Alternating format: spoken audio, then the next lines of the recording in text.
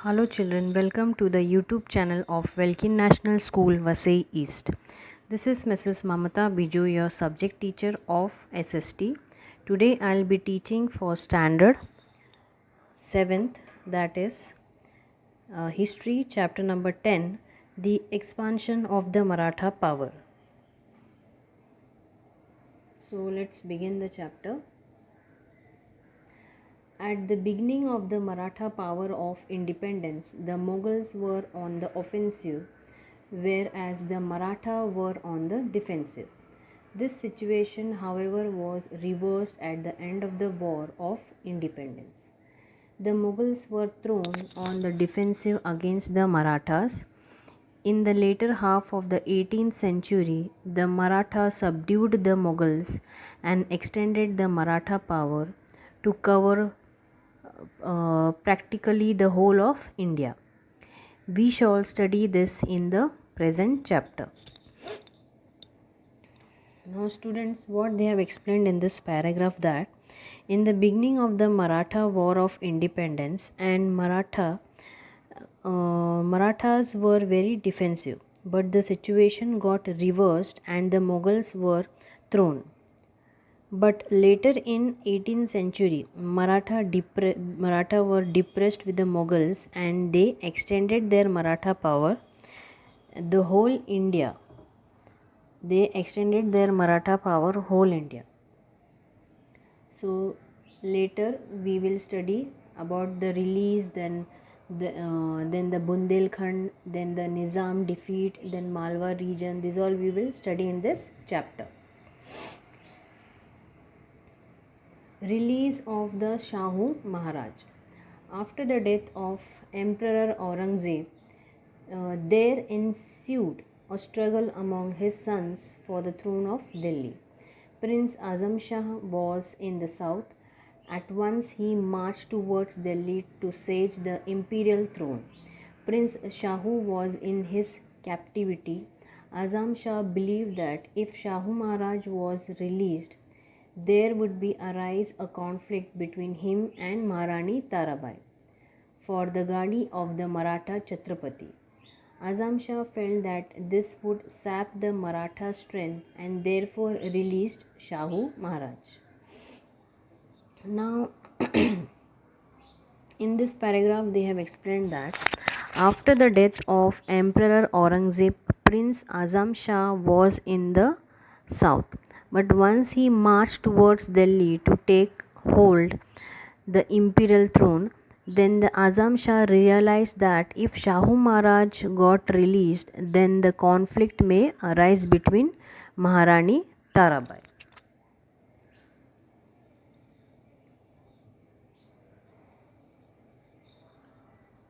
Coronation of Shahu Maharaj. Immediately after his release, Shahu Maharaj marched towards Maharashtra.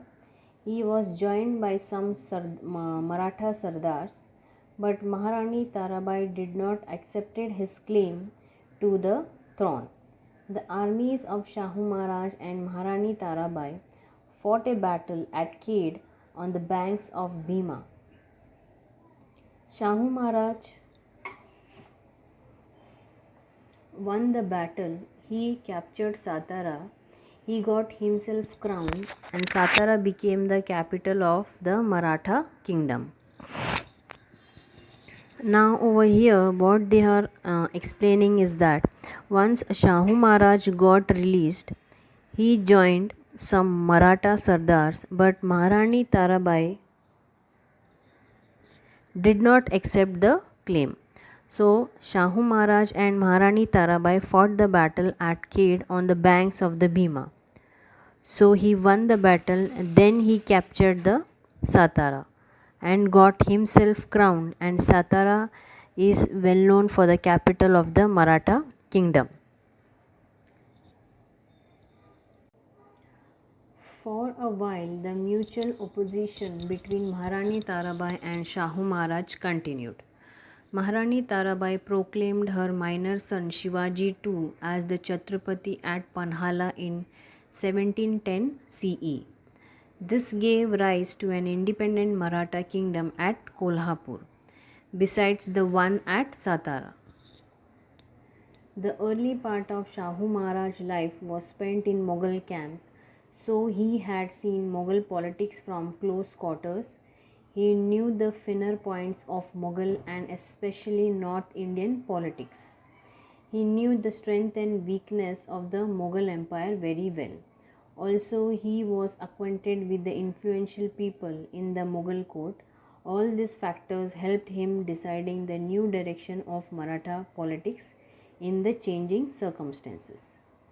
Now, in this paragraph, they have explained that Maharani Tarabai proclaimed her minor son, that is Shivaji too, as the Chhatrapati at Panhala in 1710, which gave rise to the independent Maratha kingdom at Kolhapur. Now, Shahu Maharaj's earlier life was spent in Mughal camps, so he has the knowledge of Mughal politics. He was also known for the strength and the weakness of the Mughal Empire, and he was very acquainted with the influential people in the Mughal courts. Aurangzeb's successor had given up his policy of destroying the Maratha power. So the Maratha adopted a new policy. Instead of fighting with the Mughal power, they decided to protect it and expand their own empire in that role. They believed that restoring an old temple is as good as building a new one. The Mughal power faced the threat of the Irani and Afghani invaders from the northwest and also of local Pathan, local Rajput, Jat and Rohilla's ruler. The internal competition and tussle in the court had also weakened the Mughal power. Due to all this, the Delhi court needed the help of the Maratha.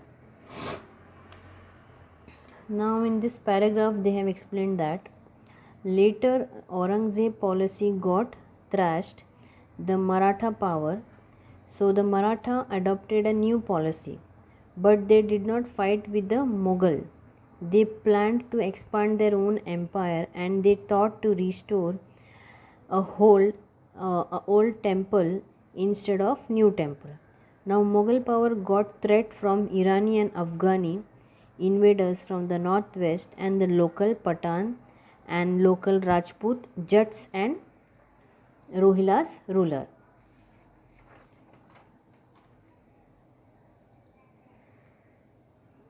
Balaji Vishwanath. After the Shahu Maharaj was released by the Mughals, he made Balaji Vishwanath a Peshwa. Balaji hailed from Srivardhan in Konkan. He was competent and experienced. He convinced many Sardars that Shahu Maharaj was the real heir of the Maratha Empire and made them join hands with him. Kanhoji Angre was the chief of the Maratha navy. He chose to side with Maharani Tarabai and attacked the territories of Shahu Maharaj. This gave rise to a difficult situation. Under these circumstances, Shahu Maharaj sent Balaji to fight against Kanhoji Angre. Now Balaji avoided the war and won Kanhoji over the Shahu Maharaj side. Now in this paragraph they have explained that when the Shahu Maharaj got released by the Mughals and then he made Balaji Vishwanath a Peshwa. He was having ability and experience and so he convinced many Sardars. Now Kanhoji Angre was the chief of the Maratha navy. He took the side of Maharani Tarabai and attacked the territories of Shahu Maharaj, which gave a difficult situation. Chautai and Sarmukhi writes, after strengthening the position of Shahu Maharaj in Maharashtra, Balaji turned his attention to the politics in the north. The Delhi court after the death of Emperor Aurangzeb was marked by bickering and confusion. The Sayyid brothers Abdullah Hassan and Husseini Ali had become very influential. With their help in 1719 CE, Balaji obtained from the Mughal emperor the grants or sanats to collect Chotai and Sardesh Mukhi from the Mughal territory in the Deccan. These sanats gave the Maratha the right to collect 1/4 part and 1/10 part of the revenue from the Mughal territory in the Deccan. Now, in this paragraph, they have explained that when Shahu Maharaj got strengthened in Maharashtra, Balaji turned his attention to the politics in the north. After the death of the emperor, the Sayyid brothers Abdullah and Husseini Ali became very alert, and then Balaji attained from the Mughal emperor the grants of Sanad to collect the Chotahi, and Sanad gave Maratha the right to collect 1/4 part Chotai and 1/10 part of the Sardesh Mukhi revenue from the Mughal territory. Bajirao I. After the death of Balaji Vishwanath, Shahu Maharaj appointed Balaji's son Bajirao I the Peshwa in 1720 CE. He expanded the Maratha Empire during the term of 20 years. Now they have given the picture of Bajirao I and one more picture they have given in the earlier page, Shahu Maharaj. This is the picture of Shahu Maharaj. Now in Bajirao I paragraph they have explained that after the death of Balaji Vishwanath, Shahu Maharaj appointed Balaji's son, that is Bajirao I the Peshwa. When he became Peshwa, he extended the empire during his term of 20 years. Nizam defeat at Palkhed. The Mughal Emperor Farooq Sir appointed Nizam ul Mulk the Subedar of Deccan. In 1713 CE, Nizam tried to establish his separate existence at Hyderabad.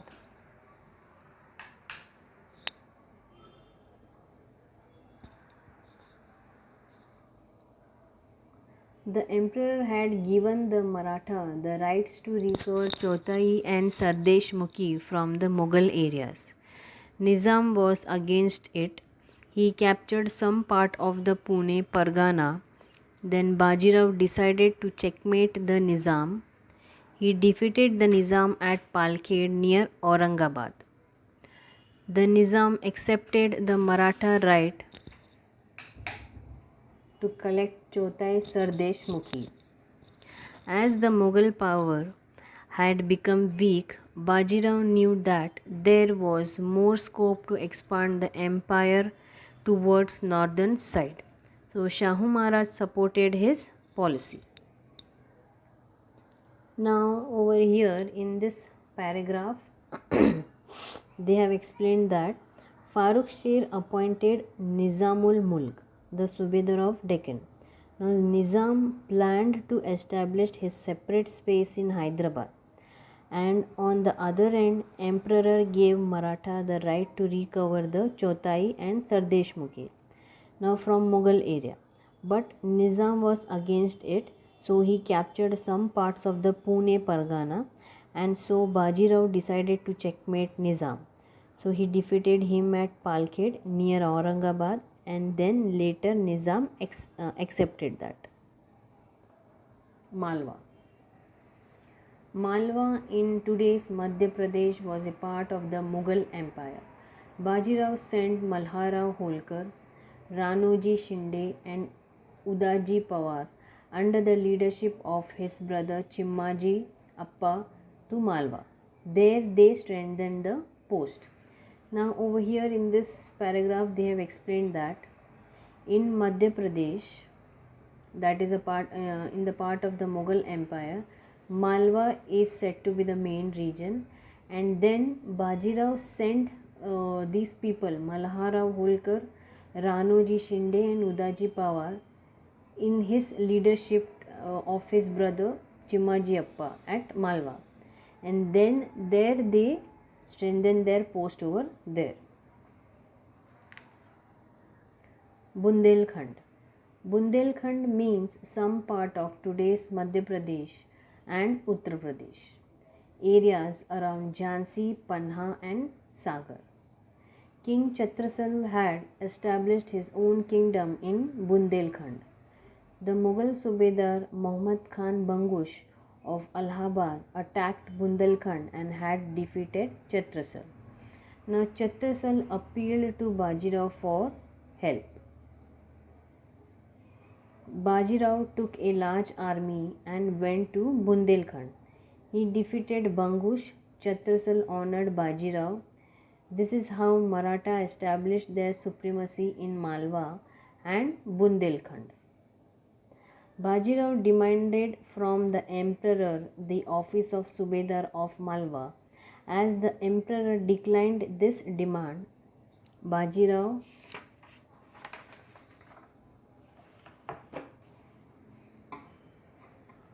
marched on Delhi in 1737 CE. The Mughals were taken by surprise. Now over here in this paragraph, Bundelkhand it's means some part of Madhya Pradesh and Uttar Pradesh. King Chhatrasal established his kingdom in Bundelkhand. Muhammad Khan Bangush of Allahabad, he attacked Bundelkhand and defeated Chhatrasal. So Bajirao took a huge army and went to Bundelkhand, and then he defeated Bangush. Bajirao demanded from the emperor the office of the Subedar of Malwa. The Battle of Bhopal. The emperor felt uneasy on account of Bajirao Delhi expedition. He invited the Nizam to protect Delhi. Nizam marched against Bajirao with his huge army. Bajirao defeated him at Bhopal. Nizam agreed to secure the Sanad of Malwa Subedari for the Maratha from the Badshah. Now in this paragraph they have explained that the emperor felt uneasy on account of Bajirao. So he invited Nizam to protect Delhi. But he marched against Bajirao with his huge army. Then Bajirao defeated him at Bhopal. Then Nizam agreed to secure Sanad of Malwa, Subedari for Maratha from the Badshah. The defeat of Portuguese. The territories of Vasai and Thane on the Konkan coast were in the possession of the Portuguese. The Portuguese ruler oppressed their subject. Bajirao sent his brother Chimmappa to subdue the Portuguese. Chimmaji conquered Thane and the adjacent area. In 1739 CE, he laid siege to the Vasai fort. The fort was very strong. The Portuguese had a powerful artillery. In spite of all this, Chimmaji continued the siege with perseverance and forced the Portuguese to surrender. The fort of Vasai and large parts of the Portuguese territory passed into the hands of the Maratha. Now over here in this paragraph they have explained that Portuguese rulers were very harsh to their subjects. So Bajirao sent his brother Chimmaji Appa to overcome the Portuguese. So his brother conquered Thane and the nearby area. Now he laid a siege to Vasai fort and the fort is very strong. So the Portuguese had a powerful weapons but Chimmaji was not afraid of it. Death of Bajirao. Nadir Shah, the Emperor of Iran, invaded India. Following the order of Shahu Maharaj, Bajirao set out for the north with a big army to defend the Mughal power. By the time he reached Burhanpur, Nadir Shah had returned to Iran with an enormous booty looted from Delhi. In April 1740, Bajirao breathed his last at Rawir Khedi on the banks of the Narmada. Bajirao was a great general. With his valor, he established the Maratha supremacy in the north. He won status for the Maratha power as a formidable power in the whole of India. In this time, the Shinde, Holkar, Pawar, then Gaikwad families attained prominence. Now, in this paragraph, they have explained that Nadir Shah invaded India, but Bajirao was brought a huge army to defend the Mughal power. Now, when he reached the Burhanpur, Nadir Shah had returned to Iran with the booty looted from Delhi. Now, in 1740, Bajirao's last breath was at Rawir Khedi on the banks of Narmada. He was a very great general and he established the Maratha supremacy in the north. So this was all about the death of the Bajirao. So students, we have completed this chapter. Hope you all have understood this chapter. Bye students, take care and have a nice day.